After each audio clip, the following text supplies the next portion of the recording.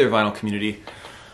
It's been a long time since I did any type of vinyl or record update, and it's been a long time since I was able to go to record stores. However, I'm a couple weeks past my second vaccination now, so for the first time in over a year, I felt comfortable going to some record stores. And I happened to be in the Dallas-Fort Worth area this past week and decided to use my time there to go check out some interesting record stores. So before I get into what I got, I have a couple things I want to show. First, my friends over at GR Research, and for those that don't know what GR Research is, it's a DIY speaker company.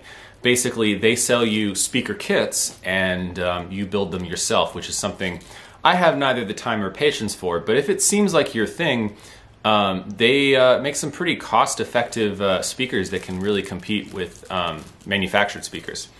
But they do have an interesting power cord that I wanted to try out, and this is their GR Research B16 big chunky power cable. And they loaned it to me to check out and see how it worked with my gear. Now, I'm definitely a believer in power cables. Actually, I think they can make more of a difference in the sound of your components than even interconnects. And I have a couple Shunyata Venom high current cables attached to like my amplifier and power conditioner. And I do want to play around with this. I'm pretty confident it will sound better than a stock power cable. But will it sound better than the Shunyatas? I'll play around with it and see and let you know. And I also, just a couple days ago, got a very, very important record in, and that is the latest Mobile Fidelity one-step pressing of Blood, Sweat, and Tears. Now, I almost didn't get this. I had held off on pre-ordering it because I have so many goddamn copies of this album. I have an original press, I have the Analog Productions box set, and I even got it out. I have the ORG double 45 here, so I already even have it at 45 RPM. However, I do hear, and I should have actually looked this up before I got on camera, I do hear that this was not actually done from the original master tape. I think it might have been done from a direct copy. Someone in the comments, let me know about that, because I'm too lazy to Google it. But, you know, I've had this for, I don't know, 6 years now, a couple years, a few years. And this sounds amazing. I mean, it sounds really good. It was one of my reference recordings, this double 45 ORG. But this is one of the best things I've ever put on my turntable. Now, I feel bad in saying this because you can't get it anymore, at least not new. You can go to the auction sites or Discogs and pay a hefty markup for it, which I'm sure will only increase in time. But, you know, I have maybe 8 of these Mofi one-steps out of the, I don't know, what have they done, like 13, 14 total titles. This is one of the better ones. Side 1 was pretty similar to my ORG copy. I was listening to side 1 and yes, it sounds good. It sounds dynamic, a little bit more so than the ORG. But side 2 of this is one of the best things I've ever heard. It's the bass was so deep and natural and punchy, and there was just so much snap and dynamic explosion on side 2 of this, and just continued on for the rest of the record. So, has anyone else gotten this? Let me know what you think down in the comments below, because I was very, very, very impressed. Hats off to Mofi for this one, because they killed it. And so before I get to the stuff I got at the record store, I did get 3 records in the mail in the last couple of months that are like kind of important white whale records for me. So I collect a lot of Japanese music, but it's only been in the past year that I've kind of dipped my toes into city pop. Because once I got a few city pop records on vinyl, and I realized that the genre went beyond just Maria Takeuchi. I realized not only is the music amazing, but a lot of the production on these records is quite good. So they actually kind of make audiophile reference discs for me. So anyway, I got 3 really interesting city pop records that I want to show you. The first is kind of an infamous one. It's Miki Matsubara's Pocket Park. And for those that don't know this album, they probably know the hit single off it, which is Stay With Me. Stay with me, 真夜中 which at this point in our culture, I don't know if any of you are on Reddit, but this thing has been covered. It's Reddit's favorite song, apparently, and this song has been covered by everyone and their grandma on YouTube. Stay with me, but the whole album is pretty good, but man, Stay With Me is such a just a banger of a single. What's interesting is the actual cover is on technically the back jacket, because you see there's the opening there, the front, and then what would typically be the front is the rear with that big photo of Miki Matsubara. Another big white whale for me is this 1977 album by Tatsuro Yamashita, the god of Japanese city pop, and that's his album Spacey. This one was hard to track down. But this is probably, I think, my favorite Tatsuro Yamashita album. Top 3 at least. But I love this record. And then a record sans vocals. This is Cassiopeia's debut album. Cassiopeia, an instrumental kind of jazz fusion pop band. Some of you might know them for their album Mint Jams, but this was their first outing, and it's one of their better albums, I think. So I got the fancy stuff out of the way, and I'm going to show you what I got from some record bins. So when I was in the DFW area, I went to 2 record stores. I went to Josey Records in Dallas, and I also went to Recycled Books and Records in Denton. And I got a pile here, mostly classical, and I'm going to start with the classical. I don't remember each of them. I don't remember like specifically which I got at which store. But there is a big chunk of records here, and it's kind of fun. It was fun because I haven't bought, you know, during the pandemic, most of my record buying has been a couple select albums that have been, you know, albums I've been hunting for, so like Discogs and stuff like that. But I haven't, you know, been to a record store and flipped through the like new arrivals bin or the dollar bin in a long time, and so, you know, some of those bargain records I just haven't been, you know, buying in over a year. So now that I can actually go in and do a little bit of digging, I kind of enjoyed hunting for, you know, the cheap and cheerful stuff. So I'm going to show a bit of that now. Starting with a record I did not know existed. This is Georg Schultz conducting the Berlin Philharmonic on London Decca. Nice, you know, British pressed narrow band London Decca there. So from the mid-70s, I think. Yeah, I didn't know Schultz ever did a recording with the Berlin Phil from this era. You know, because this was during the height of Karajan's dominance, where he really didn't let guest conductors come and take his orchestra from him for big recordings all that much. Yeah, so this was kind of cool, and it's nice to hear the Berlin Phil. I haven't listened to this yet, but I'm sure it will be really nice to hear the Berlin Phil from this era in good Decca sound, as opposed to the kind of monstrosities that were Karajan's directed Deutsche Grammophon recordings from this era, which may be great performances, but the sound quality is just garbage. So that's exciting. I'm looking forward to checking that out. This was an interesting record. Again, a record that was not on my radar. This is an early Columbia 2i stereo pressing of Mio's with the New York Philharmonic and Leonard Bernstein. This is a record that was made to celebrate Mio's 70th birthday. This is really cool. I'm a big fan of Darius Milhaud's music. I think he's a woefully underrated composer.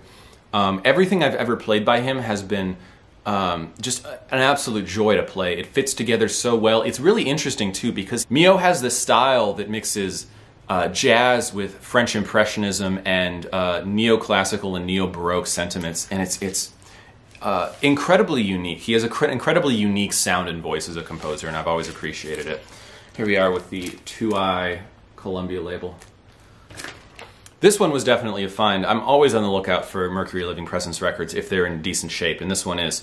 This is a 35mm film recording of Byron Janis playing Prokofiev's Third Piano Concerto and Rachmaninoff's First Piano Concerto with the Moscow Philharmonic on Mercury Living Presence. This doesn't have a color back, unfortunately. It's a black and white back, but it is the early deep maroon RFR pressing, and it's in great shape. So this is a treat. I have the Speaker's Corner reissue of this particular record, and I look forward to comparing it to this original copy. Here's a nice living stereo of Beethoven's Third Piano Concerto with Arthur Rubinstein and the Symphony of the Air. I think I have one of Rubinstein's Beethoven piano concertos on living stereo, but I don't have this one. And this is an original Shaded Dog pressing. You see that right here.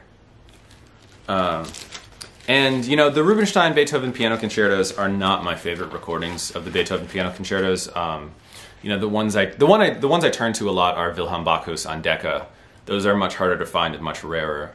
But just because Rubinstein's interpretations are not my favorite doesn't mean the performance isn't masterful, because Rubinstein is one of the greatest pianists that ever lived. And so any recording you listen to by him is going to be a treat. So just because, you know, the interpretation may not be the definitive interpretation doesn't mean the performance won't be outstanding. You know, we're kind of spoiled with all the masters that have recorded this repertoire. What really had me excited about finding some of these records is how many early Columbias, clean Columbias, including Columbia Six Eyes, I was able to find. And I have a really great Six Eye that's actually been on my want list. This is Tchaikovsky Symphony No. 5, my favorite Tchaikovsky symphony, with the Philadelphia Orchestra and Eugene Ormandy. And this is a very, very clean Six Eye, which I'm always excited to find in the wild because it seems like I never run into these Columbia Six Eyes. You know, for those that have watched my big, long classical video, you know, Columbia did not have the best sound quality. It was not an audiophile label. They didn't have the biggest budget for classical. But of all the Columbia pressings, the Six Eyes do sound the warmest and the most natural. The later Columbia pressings, especially the circular logo Columbia pressings, I do not think sound very good. These sound pretty decent. Not up to the standards of RCA or Decca, but they sound pretty decent. And, you know, that piece with the Philadelphia Orchestra has just got to sound incredibly lush and organic. And here's a record I'm kind of surprised I haven't picked up yet, but I corrected that mistake now. This is Georg Schultz and the Chicago Symphony, of whom I have most of their Mahler Symphony recordings. But this is Songs of a Wayfarer and The Youth's Magic Horn with Yvonne Minton. This is a nice, you know, narrow band, made in England, London Decca. Here's a record. I have the box set of this, and I've never listened to it because I just don't listen to opera box sets. And I got the box set of this recording. I think it was for $1 at like Princeton Record Exchange ages ago, and I'm upset that I don't listen to it. But I don't reach for the big long opera box sets.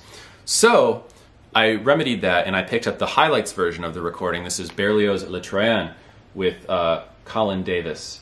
And who's playing this? Oh, this is the Covent Garden Orchestra.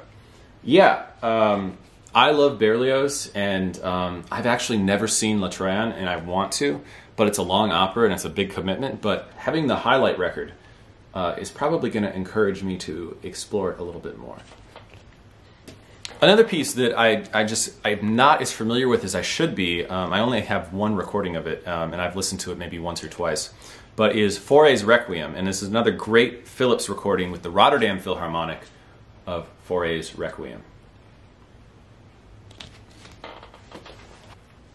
This is, I think, the last Columbia Six Eye I picked up. This is Rachmaninoff's Piano Concerto No. 2 with Philippe Entremont and Leonard Bernstein and the New York Philharmonic on the Six Eye label. Now, Philippe Entremont was a child prodigy pianist that did a lot of recordings in the 50s, 60s, 70s, and I actually really like his piano recordings. They're quite nicely played. I have actually played under the baton of Philippe Entremont because in his later years he was, and perhaps still is, a conductor. Not my favorite conductor, but I do like his piano playing. It was kind of a surprise to find this in the bin of a Dallas record store for $3, but here we have a British postage stamp EMI of Sir Adrian Bolt conducting Elgar's Enigma variations. Yeah, and it's very clean too. Sometimes you go to the classical section of a record store and you just find cool stuff for good prices because they don't know what they have. And yeah, this record probably goes for a similar amount of money in England, but you got to ship it over to America, and that costs a lot of money, especially during COVID. So cool to find this stateside. This is one I was very happy to find because it is one that actually has been on my Discogs want list for a bit. And this is Mozart Serenade No. 11 and Grieg's lyric pieces with the Chicago Symphony Winds on Sheffield Lab. Cut live, direct to disc. This is a Sheffield Lab direct to disc recording, which I haven't listened to this yet, but every other Sheffield Lab recording I have just sounds spectacular. Yes, because it's a live direct to disc cut, the playing can be a little safe, but they always get good artists, and the stuff they were doing in the 70s and 80s was just way ahead of its time. So if you're curious about direct-to-disc recordings, check out these Sheffield Lab records. There's a number of them with like Los Angeles Philharmonic, and I forget who else. I think they did one with the Moscow Philharmonic at one point. Yeah, these are treasures, and they're not that expensive. You can go online and get these for about $20. So if you're looking for interesting audiophile recordings, check out these Sheffield Lab records. All right, last classical record. This one I just listened to yesterday, and it sounds gorgeous. And it's another record that I just didn't. This one wasn't on my radar. I didn't know it existed. But this is Brahms Piano Concerto No. 1 and 3, with a all-star trio of Julius Katchen, Joseph Suk, and Janos Starker. Just all three masters of their instruments, playing some of the meat and potatoes of their repertoire here with the Brahms trios on narrowband British London Decca. There is, I think, a edition 3 wideband label version of this that is very expensive, and I think they just pressed this on narrowband a year later. So I have the narrowband. What are you gonna do? All right, so that's it for the classical. I did get a few pop rock records, nothing super fancy like what I showed at the beginning, but some stuff that was just, the kind of records that, you want to get, but they're not important enough to go out of your way for them, but if you see them in the bins at a record store, you'll pick them up. That's kind of what I did here. So I have 2 records by Chicago here. And I got to get the numbers right. This is Chicago 6 on the original Columbia, and Chicago, is this 9 or 11? 11, Chicago 11. Yeah, I always get them confused. So I had not listened to much Chicago. I think I had one Chicago record ages ago that I got on a dollar bin that I listened to for a bit, and I was like, not really my thing. But revisiting it when I'm a little older, I especially like number 6. This is a really good record. Number 11 didn't do as much for me. It's okay. But I really did enjoy Chicago 6. So Chicago fans out there, what should I get next? I know number 2 is like the one. So I'll probably try to find number 2 at some point. I probably won't go out of my way, but if I see it in the bin of a record store, I'll grab it. So what else? What else should I be listening to from Chicago? Let me know. Here's a record. I recognize this flipping through the bin of the new arrivals, and this is Caterpilla's self-titled debut album, infamous prog rock record, I believe from the UK. I know about this because it's one of those records that is just going for astronomical money in original pressings. I think even the original US Vertigo of this goes for 150, 200 bucks. And this is an interesting record to me. I listened to it on YouTube at one point, and it's that type of nerdy prog rock that I like. So it's a good record for me. I don't care about it enough to pay that kind of money for the originals. So this is a 2020 reissue that from what everyone says online doesn't sound nearly as good as the original, but you know what? I'm not sure I want to pay $150 for an original version of this record that sounds better. So yeah, it's probably mastered from 1644 digital, probably.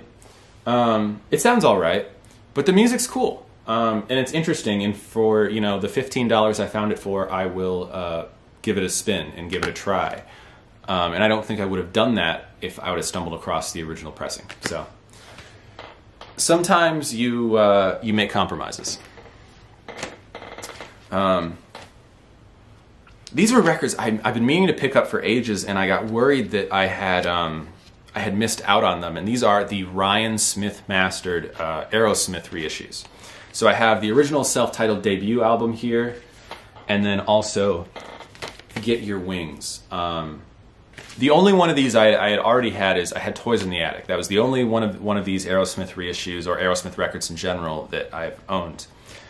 However, I've been meaning to expand, and you know, these are not expensive. I got these new, and they sound incredible. I mean, Ryan Smith is one of the greatest mastering engineers alive today. So, and he did these from the original analog tapes, so these are AAA records. So if you have the chance, get these. They sound amazing if you like Aerosmith at all. Ah, shit, I missed a classical record. This one was cool. So I knew this was at Recycled Books and Music in Denton, and I saw this in the classical bin, sealed. And this is Gershwin's Concerto in F, Living Stereo Classic Records pressing. This was not labeled in the shelves.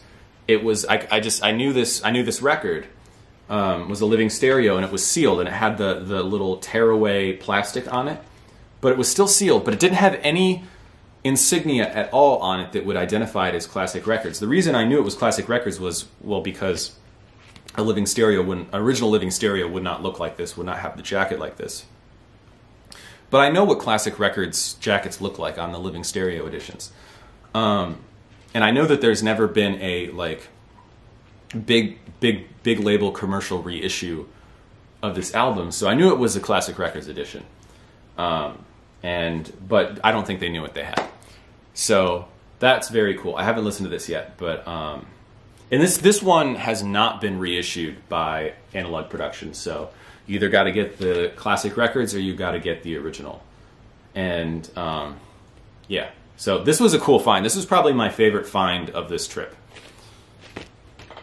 A couple years ago, I got into shoegaze music, and I've been, you know, of course, listening to my Bloody Valentine records, but I'd yet to get a slow dive record, and so I got this slow dive Souvlaki music on vinyl reissue. Is it cut from digital? Yeah, I think it is. Does that matter? No. I don't even know if it was recorded in analog. It's from the 1993, so who knows? But yeah, this is great classic 90s shoegaze. So an embarrassing fact about me is I have never ever owned a Bruce Springsteen album. Until now. I got the original Columbia pressing of Born to Run, which I know is his most highly regarded record. The disappointing thing is, while I listened to this and I did really like the music, it makes me curious about Bruce Springsteen's other records. However, man, the sound is muddy. Super muddy, recessed, like it sounds like you're listening to the band play from behind a door. And I went online, and it seems like the consensus is most people have yet to find a good sounding copy of this album. It's just a badly mixed album, unfortunately. I hear the new Legacy vinyl reissues of this are interesting. I have yet to hear one, and you know, maybe if I run across one someday, I'll pick it up and see if it sounds better. Because great music, terrible sound. All right, the last record from my Dallas-Fort Worth haul is an interesting one. It's by a band from Austin called Glass Eye, huge, from the late 80s. So the only reason I know about this band, Glass Eye, that were around in the late 80s, early 90s, is I watched, I'm obsessed with Richard Linklater's early films, including Dazed and Confused, and also his first major film, Slacker, which is set in early 90s Austin and is kind of an experimental film. And a lot of the people in the film, Slacker, are members of this band, Glass Eye. So I thought that was really cool. And it's a band and a period in time that really captures what made Austin so special back then. Because that Austin is long gone. It's not around anymore.